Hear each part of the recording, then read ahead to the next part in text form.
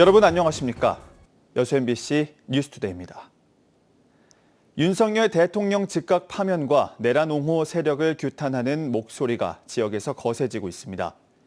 정치권과 시민사회는 단식과 삭발, 상경 집회까지 할 수 있는 건 전부 다 하겠다는 각오입니다. 유민호 기자입니다. 거리의 천막 앞에 앉은 여수 시의원들. 하얀 가운 위로 머리칼이 툭툭 떨어집니다. 윤석열 대통령 즉각 파면을 외치며 삭발에 나선 겁니다. 하루속히 오늘 저희 삭발한 것처럼 시원하게 윤석열 파면이 되어서 대한민국이 제대로 원상회복. 헌법재판소 탄핵 인용까지 단식에 돌입한 의원도 있습니다. 윤석열을 즉각 파면하라! 파면하라! 즉시 양고를 포기한 검찰을 향한 시민사회의 비판도 거셉니다. 윤 대통령을 사실상 풀어준 것이라며 심우정 검찰총장 탄핵을 촉구했습니다. 극단적 분열과 갈등을 부추기며 주권자 국민을 능멸한 검찰에 대해 묵과할 수도 없고 용납해서도 안 된다. 순천시민 비상행동은 내란 세력 청산을 주장하며 매일 집회를 열기로 했습니다. 헌법재판소 평의가 길어지면서 선고는 다음 주 이뤄질 가능성이 커졌습니다.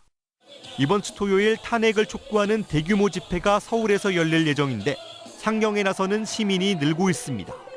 감옥에서 나올 때부터 시민들의 분노가 커져서 한번 상경 집회를 하자라는 의견들이 있어서 이번에 시민들이 자발적으로 모여서 가게 되었습니다. 단식과 삭발, 상경까지 할 수 있는 건 다 해보겠다는 지역사회. 윤 대통령 파면을 촉구하는 거리의 외침은 더 거세질 전망입니다. MBC 뉴스 유민호입니다. 노관규 순천시장이 김영록 전남지사의 대선 도전은 호남의 자존감을 높이는 일이라고 밝혔습니다. 노 시장은 어제 김 지사 등이 참석한 가운데 열린 정책 비전 투어에서 대선 도전이 쉬운 여정은 아니지만 의미 있는 결과가 있기를 기원한다며 이같이 말했습니다. 노 시장은 또 의대 문제를 둘러싼 갈등에 대해서는 지역민이 원하는 것을 말씀드린 것일 뿐 지사의 권위에 도전하거나 폄하하려는 것이 아니었다며 이해해달라고 밝혔습니다. 독일의 수소 생산 활용과 관련한 소재와 부품 시스템 개발 연구소 관계자들이 광양을 찾았습니다. 이들은 광양의 수소 도시 조성을 위한 가능성에 대해 긍정적으로 평가하고 적극적인 협력을 약속했습니다. 김주희 기자가 보도합니다.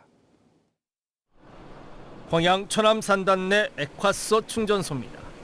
이곳에 독일의 프라운호퍼 연구소 연구원들이 방문했습니다. 독일 프라운호퍼 연구소는 독일 전역에 76개 연구소를 운영하고 있는 유럽 최대 응용과학 연구조합입니다. 특히 수소 분야의 R&D를 선도하고 있는 세계적인 수소에너지 연구기관이기도 합니다. 독일 프라운호퍼 연구원들은 광양시의 미래 수소도시 조성의 가능성을 긍정적으로 평가했습니다. The only possibility to really get it green, so to really get it into a carbon-free future. So the question is, when is the right time point to do that transition, and get experience with it. Go ahead, and then you will succeed. 광양시도 이번 독일 프라운호퍼 연구소의 연구원들의 방문을 통해 미래 수소도시 조성에 대한 새로운 확신을 갖게 됐다고 평가했습니다. 장기적으로는 수소를 가정에까지 공급하는, 그래서 정말 청정 도시를 만드는 것을 목표로 하고 있습니다. 물론 시간이 오래 걸리겠지만 그걸 목표로 해서 2050년도에는 아주 수소 중심 도시, 수소 경제 도시로서 광양이 우뚝 설 수 있도록 노력을 하겠습니다. 독일 프라운호퍼 연구원들은 광양시 의회와도 간담회 자리를 가졌습니다. 이 자리에서는 프라운호퍼 연구소와 나주 에너지대학이 현재 진행하고 있는 수소산업 공동개발 프로젝트의 테스트베드로 광양시의 활용 가능성이 제시됐습니다. 이와 함께 수소 생산 방식과 관련해 기존 수전의 기술에 더해 메탄을 열분해의 수소를 생산하는 청록수소 생산 기술 도입 가능성도 제한됐습니다. 독일 프라운호퍼 연구소 연구원들의 이번 방문은 지난달 독일 현지에서 체결한 광양시 수소도시 조성 협력 약속을 구체화하고 수소산업의 정책적 공감대를 키우는 의미 있는 기회가 된 것으로 평가됩니다. MBC 뉴스 김주희입니다. 광양시 의회가 여수공항 안전대책과 활성화 방안 마련을 촉구했습니다. 광양시 의회는 제335회 임시회에서 성명을 발표하고 여수공항의 콘크리트 둔덕 로컬라이저를 즉각 철거하고 항공기 활주로 이탈 방지와 강제 제동 장치를 조속히 설치할 것을 촉구했습니다. 이와 함께 현재 여수공항 활주로 길이도 2,100m로 전국 15개 공항 가운데 두 번째로 짧다며 활주로의 연장과 함께 여수공항의 부정기 국제선의 취향을 적극 추진하라고 촉구했습니다. 여수시와 여수국가산단이 탄소중립 실천운동과 지역민 우선 채용 등 다양한 협력과 공동발전 사업에서 성과를 낸 것으로 나타났습니다. 여수시와 여수산단 공동발전협의회는 최근 정기총회를 열고 탄소중립 산업정책 포럼 활동과 지역민 우선 채용 협약 체결, 상생토론회 개최와 사회공헌백서 발간, 석유화학 위기에 따른 기업체 애로사항 수렴 등 올해 사업계획을 심의 의결했습니다. 여수시와 기업들은 앞으로도 긴밀한 협력을 통해 석유화학 업계 위기 극복 방안을 모색하고 기업과 근로자, 지역이 상생 발전할 수 있도록 노력하겠다고 밝혔습니다. 여수 구도심 고지대에 사는 주민들이 심각한 생활 불편을 호소하며 산복도로 개설을 10년째 요구하고 있습니다. 열악한 지역 재정 여건상 투자 대비 사업 효과가 낮다는 이유로 차일피일 미뤄져 왔는데요. 최근 긴급 상황에 대비한 소방도로 개설 쪽으로 해결의 실마리를 찾아가고 있습니다. 최우식 기자가 보도합니다. 여수시 충무동 고지대는 지형적으로 경사가 심하고 기반 시설이 거의 없습니다. 65세 이상 노인 인구가 절반에 이르고 빈집도 200여 채가 훨씬 넘어 도시 공동화가 심각한 수준입니다. 노후주택의 개보수나 신축은 엄두도 못 낼 뿐더러 화재 같은 긴급 상황은 말할 것도 없고 이사를 하거나 택배 주문을 해도 불편함은 이만저만이 아닙니다. 2012년 여수엑스포 이후에도 열악한 생활 여건이 나아지지 않으면서 2016년부터 주민들은 산복도로 개설을 요구해 왔습니다. 우리 화재 등 또 이 긴급 상황 시 응급 환자라든지 있을 때 저희들이 너무 협소하다 보니까 너무 불편합니다. 그래서 그 시에 몇 번 그랬는데 예산 문제라든지 그런 문제로 인해서 항시 실효성이 없다고. 여수시는 그동안 난개발과 특혜 시비가 우려되고 급경사지인 탓에 400억 원의 예산이 필요하다며 난색을 표해왔습니다.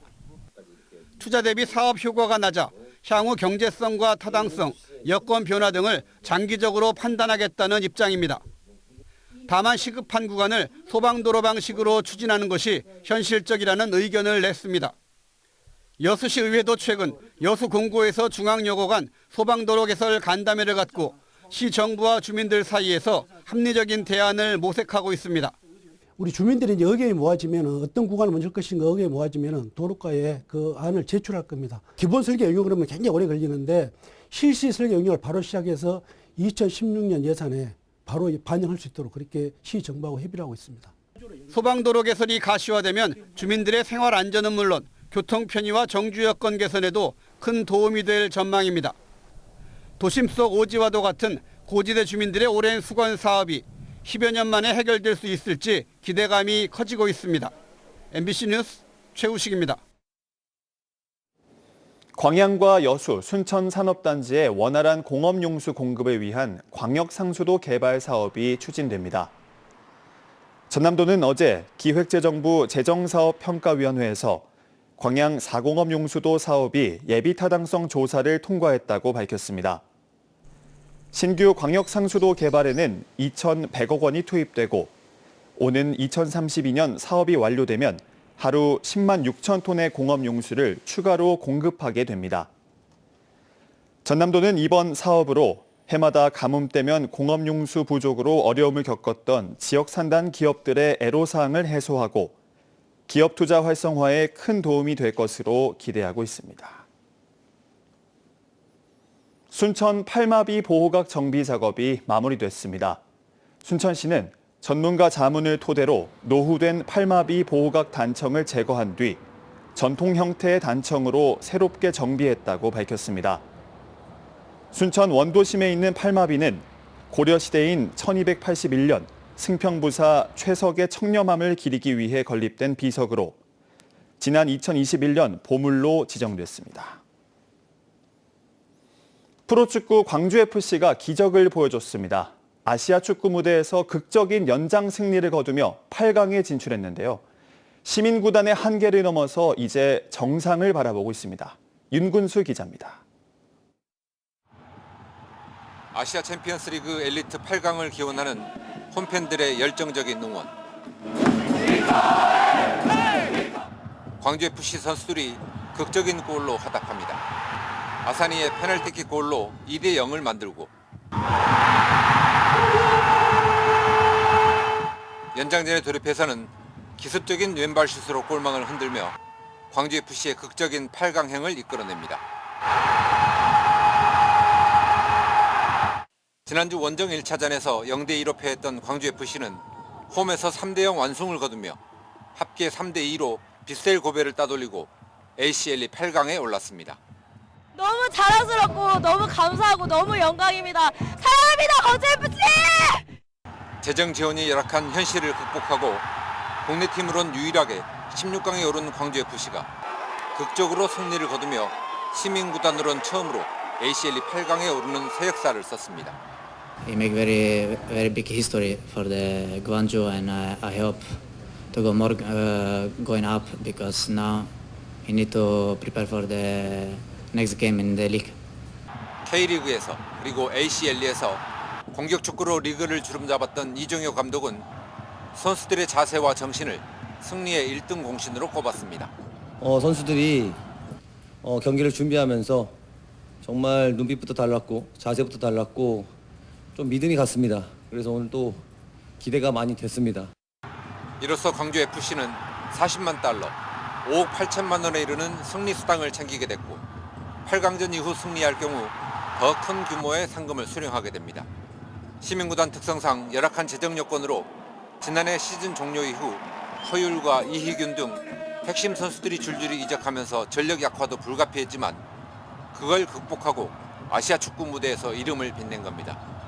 특히 광주FC의 주 공격수 아사니는 ACL 9경기에서 9골에 도움 1개로 득점 선두에 오르며 8강 진출의 1등 공신이 됐습니다.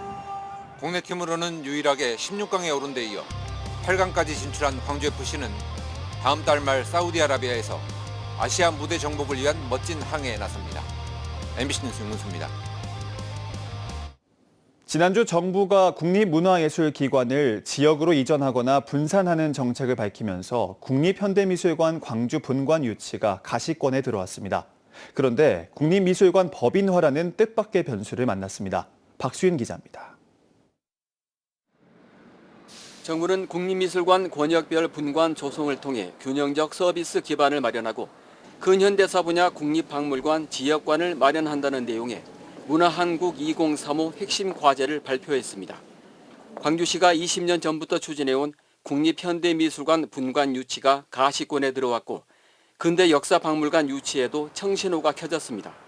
세개 권역에다가 국립현대미술관을 설치한다는 내용인데요. 경기 북부권이라든지 강원권이 호남권이 들어가 있다는 내용이 상당히 고무적인 내용이라고 보입니다. 그런데 뜻하지 않은 변수가 생겼습니다. 정부가 현대미술관 분관 조성은 가칭 국립미술관 법률 제정을 바탕으로 한다는 전제를 단 겁니다.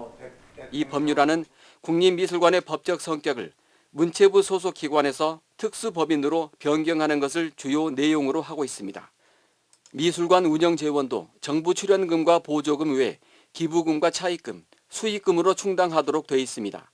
지방에 설립되는 분관도 같은 법률의 적용 대상입니다. 정부는 분관 유치를 원하는 지자체에 지역 정체성에 맞물린 차별화와 함께 미술관 법인화에 따른 운영 계획을 요구하는 것으로 전해졌습니다. 빛의 도시인 만큼 미디어 아트와 관련된 어느 쪽으로 특화되는 게 좋을 것 같다라는 생각이 들고요. 두 번째, 운영 모델의 창출입니다. 그러니까 지금 문체부가 요구하는 것은 법인화 쪽을 요구를 하는데 이 법인화의 문제를 어떻게 해결할 것인지 이 문제. 호남권 국립현대미술관 분관 유치 전에 오랫동안 공을대는 광주와 최근 새로 뛰어든 전주가 경쟁하는 것으로 알려졌습니다. 현대미술관 법인화는 유치 경쟁에서뿐만 아니라 유치 이후 운영 과정에서도 부담이 될 수 있습니다. 광주시는 법인화가 이루어지더라도 작품 관리와 구입, 전시 등의 사업비는 대부분 정부가 대고 운영비도 정부와 지자체가 분담하게 될 것으로 전망하고 있습니다. MBC 뉴스 박수인입니다.